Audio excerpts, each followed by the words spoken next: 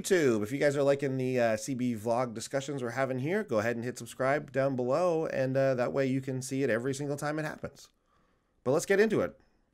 Okay, so this week we're talking about how does net decking affect your brewing, right? And so the way I see it, you can either start the scale from either two ends of the spectrum. You can either start with a complete net deck, that is to look up a deck based on a commander fully online and just duplicate that, or you can come out the other way and just look at some cards, look at some things, and come up with everything yourself. We're not here to say one is better than the other, but we're going to promote a few pros and cons as we see it for it, and you can decide where you live in the middle of that scale. Yeah, that's right. And there's kind of two types of net decking these days also. There's the straight up just looking at another full brewed deck on something like Tapped Out or something like that, where whether it's just a person you know or a pro player, like if you're playing in like other formats or a podcast or something like this, right?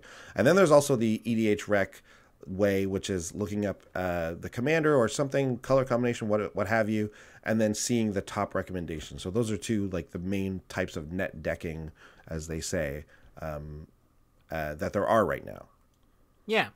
So yeah, let's go and get into it, right? Like I said, we don't prefer one over, like, okay, we have our own preferences, but we're not here to say that one is better than the other. I think both are fine ways to approach this. And you're probably somewhere in the middle. So let's take the first extreme of the net decking version.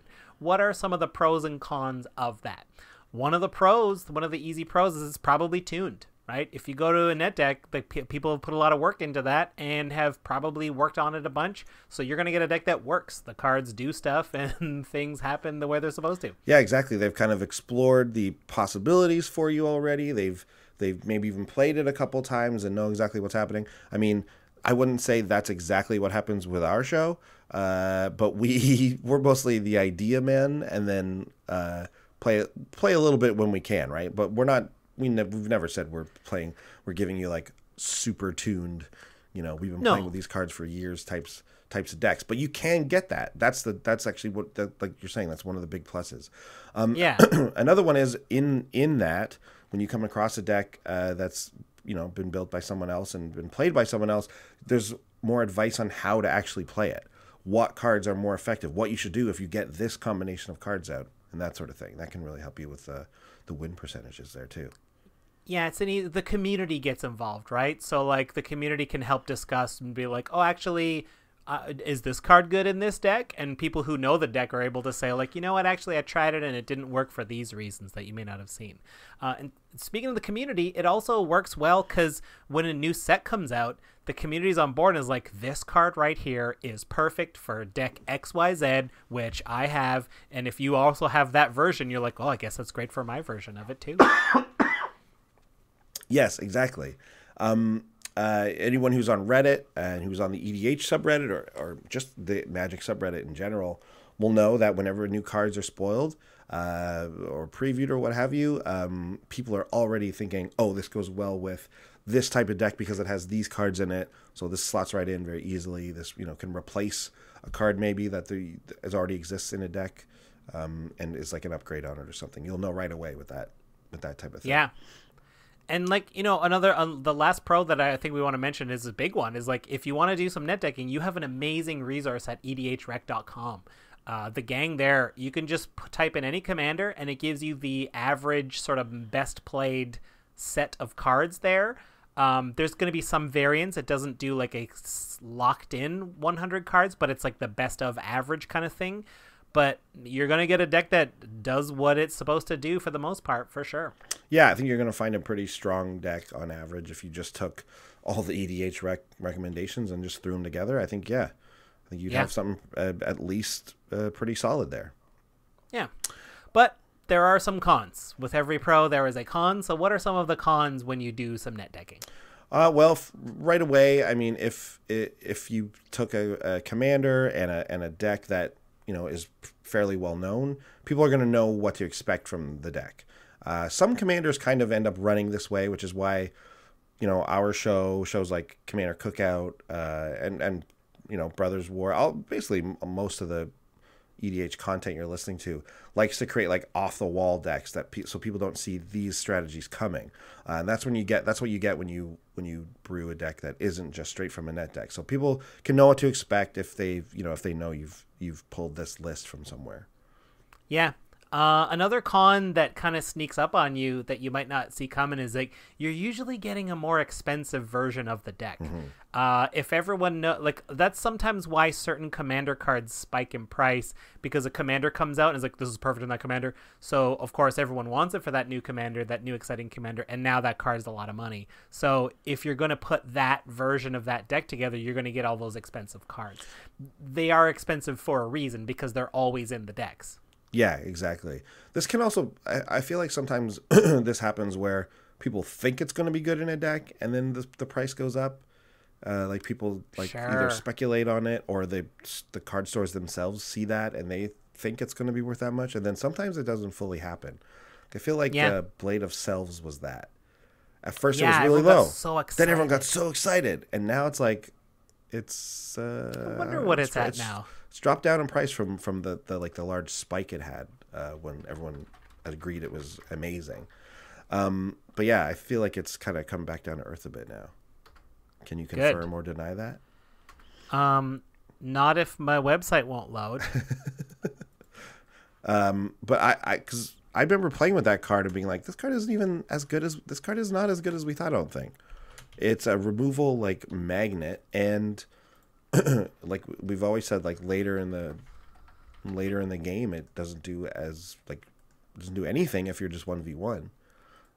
Anyways, no, I cannot load web pages right now, so I can't tell you what it costs. Any web pages? Well, Scryfall can't load Scryfall. I know it's not working for me either. Oh, it's down. It was messing up earlier too. Anyways, okay, so I just searched another thing. It's $5. Blade of Selves. Yeah, I think it was up to like 15 at one point. It was really high, yeah, at one point. But anyways, you're gonna get the more expensive version because it's gonna use cards like that are hyped. You can make your own deck and have it not be a victim of such hype, and or use a cheaper version, which again is probably why you're listening to Commander's Brew. Although we're not sticking to quite as hard a budget these days, but we're still keeping it in mind. Yeah, so let's get some more cons of net decking, and then we'll get into you're sneaking some pros in on the build of your own. But like so and then I think one of the last cons of net decking is, you may not know how all the interactions work in it. There may be a card in there that has a specific like side corner case that they're taking advantage of that you're just not aware of. So the card might seem useless on the surface to you, so you end up never casting it or never using it the way it's supposed to. Although that is technically a con, that can be a fun thing to discover. So maybe that's a secret pro depending on your personality type. Right on. So talking about now, coming from the other side of things, brewing straight from your own mind, your own ideas and things that you've thought up. What are some pros to this strategy, not net decking? Ooh, I think we're more on this style of the scale. We more brew from this angle, and I tell you, one of the biggest pros is you get to discover cool new cards.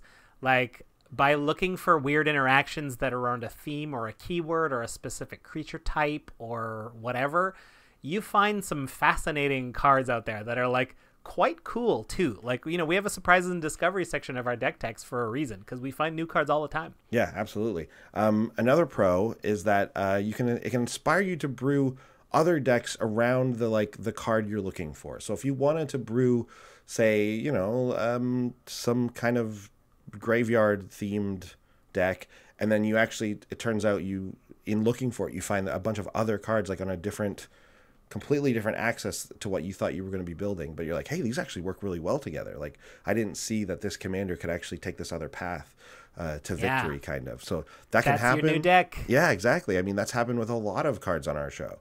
Where we've thought, we'd be doing one thing with it, we start to brew, and then all of a sudden we're like, actually, it turns out it's more of this type of a deck because, of these other things we discovered. And that's a fun discovery. That's a lot of fun, yeah. And then, you know what? Let's not underrate. There's a certain amount of pride in being like, I made this. This is my deck. I did not get this off the internet. This is all me. Yeah. So whatever happens, I get to. This is like I invented this. That feels amazing. Yeah, yeah, definitely. Same thing. I mean, we've experienced that on the show a lot, where stuff we've come up with, people have been like, "This is really good. Like, I've never seen a deck like this." It doesn't, it just feels nice. It's cool. Yeah, it's a very cool feeling. You've created something. Another one is that the table might not know exactly what you're doing. You bring a completely homebrewed deck. It can be something like we just said, a different access of a commander or something you didn't know you were going to build around, and then they think you're building the standard, the regular EDH rec version of it, but instead you've got this other thing, and people are surprised, and they thought, you had some threat on the table that they thought was the number one threat in your whole deck, and actually it's just another decent card, and your deck can do something different. Yeah, and the cousin of that pro is when, if they don't see something that they recognize, they might assume you're a low-powered deck, so they assess your threat as very low, and you kind of get to fly under the radar a little bit. It's also when you find those older cards with lots of text on it, sometimes people just stop reading the text halfway through. Yeah, they're like, what's that do? What's that do? I don't care. Whatever. Yeah, exactly. That is a brewer's like best friend, is a lot of text that they don't know what it does, and they're happy with not knowing it. What's the last one here? Well, you know what? You'll get better at brewing more decks in the future, right? I gotta say, like, we've been brewing decks a long time, off the dome, as it were, and it gets easier. Like, you have more of a catalog in your brain, and you find new ways to dig into mechanics, and, I think we've gotten pretty good at coming up with creative builds, and that's because of all the practice we've done. Yeah, you'll find cards for certain decks that were just okay in these ones, but you still included them, or at least you just looked at them, and then you'll remember them later for other decks where you're like, oh man, yeah, that one white enchantment that does this. Like, I thought that was so weird and such a corner case of ever needing to use it, but here I am putting it in. So that can help with the discoveries and stuff like that as well. Yeah, that's also a good feeling when you're like, oh man, I know what cards I want to put in here right away. So there's some pros, but there are some cons that we can identify from brewing your own decks. What's some of those? Well, one of them is definitely you might be missing out on like the more powerful things that your deck can do. It's definitely possible to brew up a deck around your idea and find all these great synergistic cards, but then you bring it to the table and it's not as effective as you thought it might be, right? Yeah. You definitely, it is definitely not tuned, right? Yeah. By definition, it's never been played before. It's never been played. Yeah, exactly. Yeah. It can take, I have another one to add in here. Oh yeah, do it. It can take a long time. Yeah, that's true too. I hadn't even considered that. It takes a long time to put a deck together. Like we've gotten pretty good at it now for the show, where we can do it in and around a week, sometimes shorter. Yeah. But if you're wanting to really take your time and do research, and not everyone has their days free, so they got to work around a lot of things. They want to work around playing. There's all kinds of stuff that you do in your life, and taking like enough time to brew a very effective deck can might not be the top priority. So it can take a long time. You might be doing a bit here, a bit there. I've known people, and myself included, that have been like brewing decks for over like a span of a couple months even. Yeah, because you do a piecemeal, right? A little bit here and there. And then let's also discuss, once you get the first draft put together, those first few games, they don't count for like the final. Like, you're going to make a lot of adjustments. So like, realistically, if you only get to play it once a month, you're talking like a 6-month endeavor. Absolutely. Yeah. Tinkering is a whole other thing too, where you are going to tinker with any deck, I think, even a net deck. And we didn't really talk about it, but a lot of there is room inside of the net deck for you to add your own personal flair. So like we're saying, like people being somewhere in the middle. If you're listening to this show, it's likely that you're somewhere in the middle, because you're listening for like inspiration from the deck text portion of our show, and then probably putting your own spin on it also, right? And it's fine either way. Even if you don't do that, that's cool too. But being able to tinker with it, you'll probably tinker more with a deck that you built. And sometimes am I tinkering with the right stuff, right? Am I pulling this card out and putting this one in, but should I have done that? You'll never know until you've been playing with the deck for a really long time. Yeah.